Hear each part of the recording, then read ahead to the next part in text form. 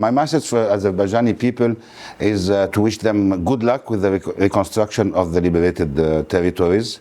And I'd like to encourage them to keep going and remain courageous as they have been through the pandemic.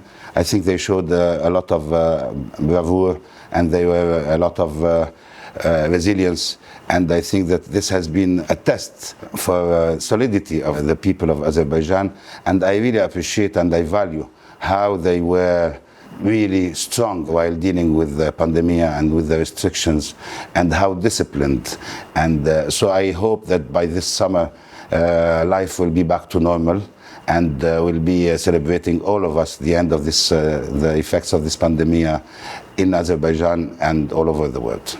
Hello, Mr. Ambassador. Hello. First of all, let me thank you for inviting me here to the Embassy of Egypt in Azerbaijan. I'm very happy to be here. My pleasure. It's my pleasure. Yes. And we have only 3 questions I would like to ask with questions. With pleasure. Just in what level is the economic integration between our countries? It's between Azerbaijan and Egypt. Yes. The level for the time being is not satisfactory. We've been trying, I've been trying since the start of my tenure here just to promote, and there was a good reaction also on your part, on the part of the Azerbaijani government. But unfortunately we had this pandemic, so everything has been stagnating. All efforts have been just really slowing down. But for the time being, I mean, the main field that is going to be to participate through the Egyptian companies in the reconstruction and rehabilitation of the liberated territories. So we had a visit of a big reconstruction and real estate company that came last month, and they visited. They had very high official meetings, fruitful, and they decided willingly and to establish a branch here and to start participating in the operations and in the reconstruction efforts perpetrated by you and by your government. And I hope this is going to be in the interest of both countries.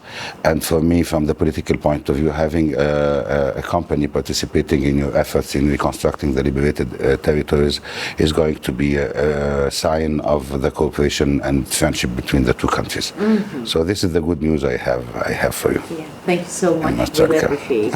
And what project were implemented, for example, in such a very difficult period like pandemic? What about the future plans? The future plans for me is mainly to resume the flight between Baku and Sharm el-Sheikh.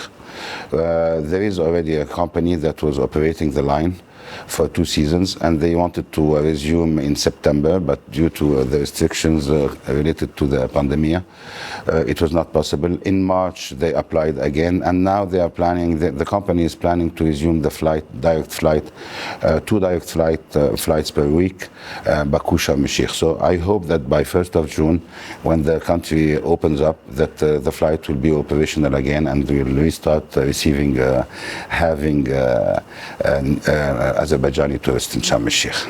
Was it a very difficult period of time like pandemic for you and an embassy in Egypt? No, I mean it was okay. I mean we could survive. It was you know, your country, and Baku is a very nice city to live, so we could still enjoy ourselves while there was a lot of restrictions, but we enjoyed ourselves and we could operate. And I mean we had business as usual. We enjoyed ourselves. Yes. Yeah. And let's talk a little bit about education. For example, are there any programs for Azerbaijani students, and how many of our students are in Egypt? For example, there has always been an exchange in the cultural in the field of education. So we have almost 30 or 40 students who go to Egypt for scholarships every year. Even last year we could get some students. So I hope that we are going to resume and to keep that level and even to increase it. And there are a lot of projects. And now in Egypt we have also this new administrative capital, and we are going to have a lot of international renowned universities that are going to open branches in Egypt. So we hope that this will be a good idea also to have people, students from Azerbaijan, instead of going, that would be provided, given the chance to go and have their education in Cairo at the highest level for a lower cost compared to other Western countries. So I hope that this will provide a good chance for Azerbaijani students to have a high-level education while being in a friendly country like Egypt, that will receive them with great pleasure. Mr. Ambassador, thank you so much for this very interesting and useful interview.